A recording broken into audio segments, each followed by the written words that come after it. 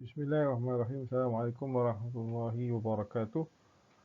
Selamat bertemu semula para pelajar sekalian. Pada minggu yang kedua ini kita akan pelajari pelajaran sirah Rasulullah SAW, sirah Nabawiyah. Iaitu pada hari ini kita akan belajar tentang sejarah kelahiran Nabi SAW dan keturunan Nabi SAW. Sila buka muka surat 155 hingga 159 dan seterusnya. Bismillahirrahmanirrahim. Biodata ringkas bagi Nabi SAW. Baik, para pelajar sekalian, nama Muhammad ni di zaman jahiliyah dulu belum ada. Nama ini bila diberikan oleh datuknya Abdul Muttalib kepada baginda SAW, ada satu nama yang unik. Sebab orang-orang Arab tak pernah pakai nama Muhammad. Nama-nama lain mungkin ada, tapi nama Muhammad bila Allah Ta'ala ilhamkan kepada datuknya Abdul Muttalib supaya diberikan nama ini kepada Rasulullah SAW, maka seluruh orang Arab merasa suka dan hairan dengan nama ini kerana unik. Belum ada lagi orang Arab pakai nama-nama ini. Kenapa unik? Sebab nama Muhammad dia berkataan Hamidah, Yahmadu, Hamdan, Muhammadan, maknanya manusia, seseorang yang terpuji. Terpuji apa maksud kat sini? Tu kita terpuji dari segi akhlak, dari segi sopan santunnya, dari segi pemikirannya, terpuji dari segi ibadatnya, terpuji dari segi semasa lahirnya, remajanya, sampai dewasa, sampailah meninggal dan sebagainya. Terpuji sisi Allah Ta'ala, terpuji di dunia, terpuji di akhirat. Itu sesuatu nama yang sangat hebat yang Allah Ta'ala simpankan untuk Nabi SAW digunakan semasa Rasulullah SAW dilahirkan. Maka Nabi SAW kita tahu, kebanyakan ahli ulama mengatakan Rasulullah SAW lahir pada 12 Rabiul Awal tahun Gajah, iaitu tahun di mana kita dah belajar pada minggu lalu peristiwa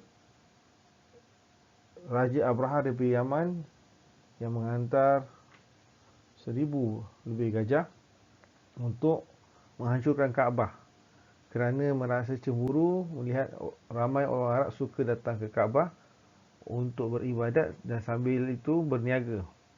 Maka pada tahun tentera Abraha tu mati, dihancurkan oleh burung ababil yang membawa batu sijil daripada neraka. Tahun itu dah, selepas tu pada 12 Rabiul Awal Rasulullah SAW ditakdirkan lahir ke muka bumi, iaitu bersamaan dengan 20 April tahun 520 Masihi. Dan secara spesifiknya para pendengar sekalian, Rasulullah lahir di kota suci Makkah Al-Mukarramah, yang memang kota suci ketika itu sebab ada disucikan oleh Nabi Ibrahim dan Nabi Ismail alaihi wassalam. Terletak di kawasan Hijaz, iaitu kawasan sebelah barat. Kita panggil ini northwest, daripada Arabian Peninsula, dipanggil kawasan Hijaz yang sekarang letak di Arab Saudi. Maka ketika Rasulullah SAW lahir, masih bayi lagi dalam keadaan yatim. Makna ketika ibu Nabi SAW yang bernama Aminah binti Khuwailid mengandung Rasulullah SAW dalam beberapa bulan gitu, 6 bulan, ayah Nabi iaitu Abdullah bin Abdul Muttalib telah meninggal dunia semasa berniaga di luar negara. Maka Rasulullah lahir je tak jumpa bapa. Ini satu yang sangat sedih. Baginda SAW Allah Ta'ala berikan cabaran, dugaan masih lahir tak ada ayah, mana anak yatim. Dah yatim pula tu. Semasa dilahirkan dia juga seorang yang sangat di keluarga yang sangat miskin. Tak ada harta yang banyak yang diberikan oleh bapanya Abdullah. Maka ketika lahir, ibunya Aminah binti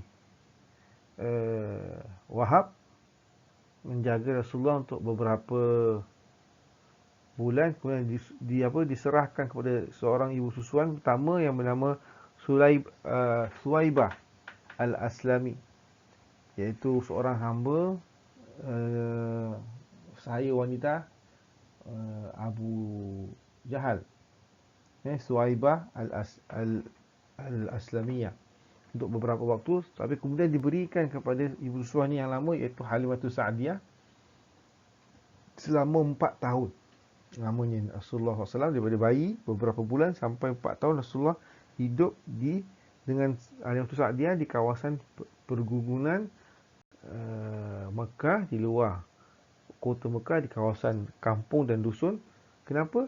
Agar Rasulullah dapat hirup udara yang bersih dan segar di kawasan perkampungan dusun Badui Halimatus Sa'diyah, dan Rasulullah juga dapat belajar menyebut dan bercakap bahasa Arab dengan baik.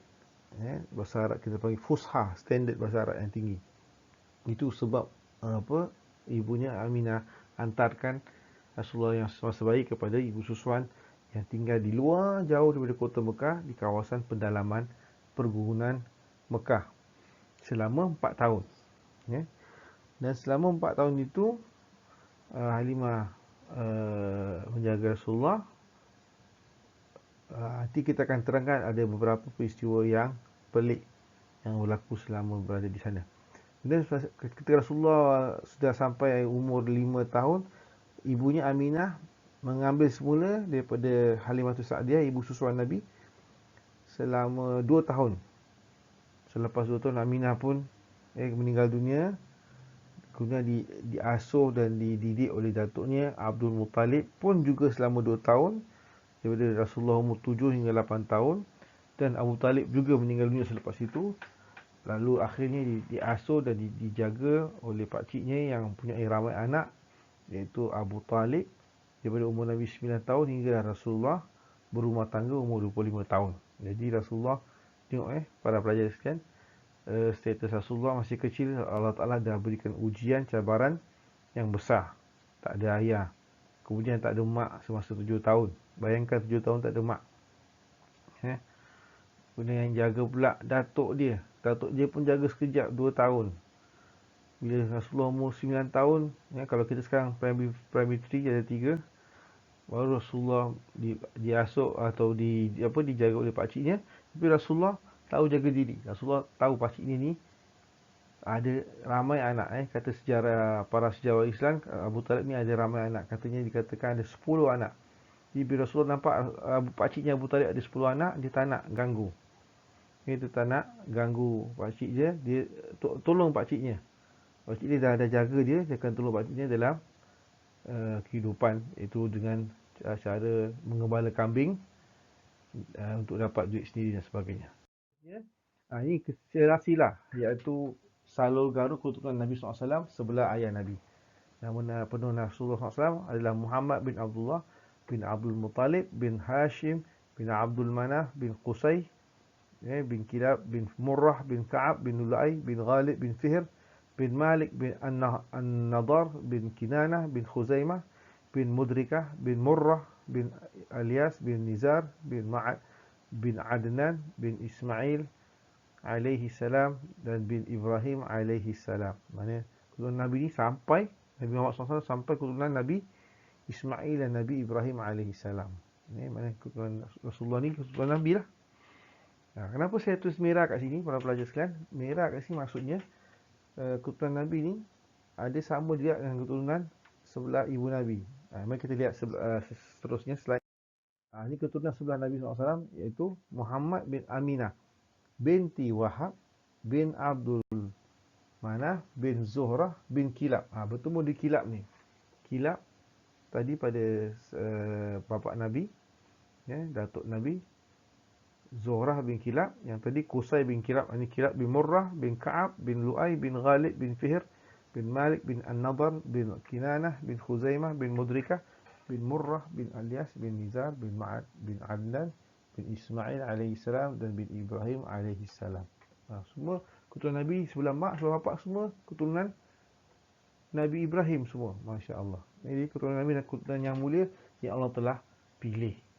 Tengok para pelajar sekalian, Allah Ta'ala takdirkan Rasulullah dapat mak dan bapa, jadi kedua-duanya keturunan Arab Quraisy yang mulia, Arab Quraisy yang dari dulu menjaga kota suci Mekah Al-Mukarramah sebab ada Kaabah dan sebagainya, sampai zaman Rasulullah, daripada zaman Nabi Ibrahim sampai zaman Rasulullah, semua dia di keturunan mulia, keturunan para Nabi dan keturunan orang yang jaga kota Mekah dan juga Masjidil Haram, Kaabah dan sebagainya. Seterusnya, kerja-kerja Nabi SAW pada unit yang keempat, muka surat 158 dan 159. Apa Nabi buat semasa Nabi belum jadi Nabi atau Rasul? First, zaman kanak-kanak Nabi. Nabi semasa masih kanak-kanak, pelajar sekalian, Nabi ni dia bukan seorang anak yang diam, tak ada. Bila dia tinggal dengan Halimah Sa'diyah di kawasan gunung Badui di luar kota Mekah, ada berlaku suatu peristiwa ketika Nabi umur 4 tahun, dia dengan adik-beradik susuan dia, dia punya abang susuan dia, pergi ke kawasan gunung Mekah. Nabi tu satu ketika turun dua malaikat daripada langit, ambil Nabi, belah dada Nabi, keluarkan Nabi tu, cucikan hati Nabi, kemudian bersihkan dengan air zam-zam, kemudian letak balik dalam hati Nabi, kemudian tutup balik. Adik-beradik susuan Nabi tu yang ketika tu sama-sama dengan Nabi tengah main-main, nampak gitu, dia terpanjat, apa ni? Siapa ni? Dua makhluk ni. Ni bukan manusia ni. Kenapa dia belah dada adik susuan aku ni? Muhammad, iaitu anak pada Halimah Sa'diyah. Ketika dia dengar nampak tu, Nabi dah dibelah, kemudian malaikat pun hilang. Nabi dibawa balik oleh adik-beradik susuan, beritahu pada ibu mereka iaitu Halimah Sa'diyah. Dia rasa takut, bimbang, maka dia pun beritahu pada Aminah. Aminah pun ambil balik Nabi, tinggal dengan Nabi di kota suci Mekah Al-Mukarramah. Maka semasa Nabi berusia 5 tahun hingga 6 tahun, Nabi balik ke kota Mekah tinggal dengan mak Nabi, Aminah. Kenapa? Sebab takut nanti ada peristiwa yang macam kita berlaku. Sebenarnya bukan apa, mereka tak tahu itu adalah dua malaikat yang belah dada Nabi untuk agar Nabi SAW disucikan hatinya menjadi seorang yang bersih hatinya, hati yang jauh daripada dosa dan maksiat. Maka ketika Nabi umur 7 tahun, para sekalian, ibunya pula meninggal. Kesian Nabi, sakit, meninggal. Dah Nabi tinggal seorang, tak ada bapa, dah tak jumpa, tak kenal. Mak pula sekejap je 2 tahun tinggal.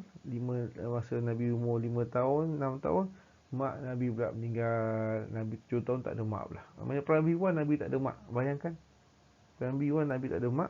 Dan mak Nabi tu Aminah binti Wahab hanya tinggalkan 5 ekor unta sebagai harta peninggalan untuk Nabi. Ada 5 ekor unta je, maknanya tak banyak lah. So Nabi terima je. Kemudian Nabi dijaga oleh datuknya, kita tahu Abdul Muttalib. Datuk dia meninggal sampai umur 2 tahun lepas tu. Maka ketika Nabi berusia 10 tahun, Nabi ikut pakciknya Abu Talib bersama rombongan Mekah pergi ke Syria ataupun Syam. Ketika nama-nama Syria iaitu dulu Syam. Di Syam, Nabi ikut pakciknya berniaga sebab Nabi dah 10 tahun, dah besar sikit lah, dah tahu sikit macam dia nak pergi, nak berniaga, nak belajar dengan pakciknya Abu Talib macam nak berniaga kat luar negeri. Macam berniaga barang Mekah bawa ke Syria, barang Syria bawa ke Mekah, import export gitu. Maka ketika Nabi Abu Talib ni diceritakan dalam sejarah Islam berada di border dekat dengan antara Basra iaitu di Iraq dengan Syria. Nabi Abu Talib ni dengan rombongan niaga ni dari Mekah singgah kejap, stop kejap dekat satu tempat nama dia Basra. Situ ada tempat rehat, macam rest house. Situ ada satu gereja, dalam gereja ada seorang padri Kristian dari Syria nama dia Buhairah. Buhairah ni daripada jauh dia nampak Abu Talib ni bawa budak kecil ni iaitu Nabi SAW. Dia tengok, pelik. Sebab apa? Nabi ni kat mana-mana yang ikut dia, awan semua ikut dia. Maknanya Nabi ni dilindungi, covered by the cloud. Sebab tak panas. Itu antara kehebatan, kita panggil apa tu, mukjizat Nabi semasa kecil lah. Jadi dekat nampak Nabi ni ada tanda-tanda kenabian. Maka dia jumpa Abu Talib, pakcik Nabi ni, tanya Abu Talib, ni siapa ni budak ni? Kata Abu Talib, ini anak aku lah. Kata Abu Hurairah, jangan bohong, ni siapa ni? Ini anak saudara aku. Bapak dia dah meninggal kan? Betul. Dia daripada Mekah? Betul. Kemudian Pak Wazir pun nak tengok ada tanda kenabian kat belakang dada Nabi, belakang neck, belakang apa tu, tengkuk Nabi, ada tanda tanda kenabian. Dia tulis apa? Allah Rasul Muhammad. Itu makna tanda khatamun nubuwah. Chop. Tu. Kata Abu Hurairah pada pakcik ni, Abu Talib, kau bawa balik ni anak saudara kau ni. Takut nanti orang-orang Yahudi yang tahu dekat kawasan situ, di gereja situ, kalau tahu ni Nabi akhir zaman, takut nanti diorang akan bunuh dia. Bukan bunuh Nabi semasa kecil. Kenapa? Takut bunuh. Orang Yahudi bunuh. Sebab orang Yahudi, diorang expect Nabi akhir zaman di kalangan orang bangsa Israel juga, Yahudi, bukan bangsa Arab. Bila tahu bangsa Nabi ni akhir zaman ada tanda kenabian, tapi bukan bangsa Israel, bangsa Yahudi, orang Yahudi tak suka, tak terima, dia nak bunuh. Supaya dia bunuh Nabi ni, dia akan tunggu Nabi yang betul-betul daripada Israel. Itu apa mereka percaya dalam kitab Taurat mereka lah. Jadi Abu Talib pun rasa apa? Bimbang. Dia suruh sebahagian rombongannya tu bawa Nabi balik. Abu Talib teruskan perjalanan. Ada orang yang dipercaya oleh Abu Talib bawa Nabi balik daripada Syria, bawa balik ke Mekah. Jangan bawa masuk, pergi niaga kat luar negeri. Takut Nabi dibunuh. Sebab apa? Orang Yahudi tahu ni budak ni dah besarkan Nabi akhir zaman. Yahudi tak suka. Sebab ni bukan bangsa Yahudi Israel, di bangsa Arab, dia tak suka. Jadi Abu Talib dia percaya cakap Abu Hurairah, dia pun hantar Rasulullah SAW balik ke Mekah segera. Zaman kanak-kanak lah. Dan zaman remaja Nabi SAW, Nabi bila dah balik ke Mekah, masih remaja lagi, teenagers, Nabi terus kerja pengguna kambing. Masa itu tak ada sekolah. Terus kerja pengguna kambing untuk apa? Nak survival, untuk hidup, dapat duit sikit gaji untuk dia hidup sendirilah. Dia tak nak apa, bebankan, dia tak nak apa, burden pakciknya Abu Talib. Sebab pakcik dia banyak anak, 10 anak. Jadi Nabi pandai jaga diri, bawa diri, tinggal dengan pakcik dia, tapi tak nak susahkan pakcik dia. Dia cari kerja sendiri, cari duit sendiri. Kemudian Nabi pernah berkongsi niaga dengan seorang kawan Nabi yang bernama As-Sa'ib bin As-Sa'ib. Berniaga kecil-kecilan dengan ni. Dan Nabi ketika remaja juga, nak meningkat dewasa, kakak umur 25 tahun, Nabi di-offer oleh seorang business woman, nama dia Khadijah binti Khuwailid. Khadijah binti Khuwailid ada empire business besar. Macam-macam lah. Yang ada kat Mekah punya business tu, yang besar-besar semua Khadijah punya banyak. Khadijah ni seorang janda, mana dia bercerai dengan suami dia, dan dia tinggal sendiri, dan dia ada bisnes besar. Dia offer Nabi, pelawar Nabi jadi dia punya assistant untuk berniaga. Maka Nabi pun terima berniaga. Dan bila Nabi pergi berniaga di luar negeri, Khadijah ni katanya dia bawa assistant dia, suruh company Nabi, ikut Nabi berniaga kat luar negeri. Nak tengok macam Nabi punya cara niaga kat luar negeri. Bagus tak bagus? Nama assistant dia Maisarah. Maisarah ni adalah nama lelaki sebenarnya. Semua kita ni ingat Maisarah ni nama perempuan, tak, nama lelaki. Maisarah ni dia dengan Nabi sama-sama bekerja dengan Khadijah, meniaga import ekspor di luar negeri. Hantar kat Syria, hantar kat Yaman dan sebagainya. Maka lama kelamaan Nabi perniagaan Khadijah ni dapat profit yang very big, untung yang besar. Khadijah suka dan Khadijah percaya pada Nabi kan, sebab Nabi ni dia pandai berniaga. Dia niaga dengan jujur lah, amanah. Dia tak ada tipu-tipu orang. Betul-betul jaga, betul-betul dia niaga, betul-betul sampai laku, sampai dapat profit dan returns yang banyak. Jadi Khadijah suka Nabi kerja dengan dia, dan akhirnya Khadijah jatuh hati dengan akhlak Nabi, dengan baik dan sopan. Nanti kita akan belajar bahawa ini Khadijah melamar Nabi, propose Nabi, nak kahwin dengan Nabi. Sebab nampak Nabi kerja dengan dia bagus, professional, tip top. Inilah para pendengar sekalian, Nabi masih kecil dah pandai bisnes. Sebab tu kalau para pendengar sekalian, kita ni kalau nak dapat keberkatan dalam rezeki, Nabi kata 9 pada 10 rezeki adalah dalam urusan perniagaan bisnes. Kenapa? Sebab Nabi sini masih kecil ni, masih teenagers, Nabi dah pandai buat bisnes, kerja bisnes dengan Khadijah.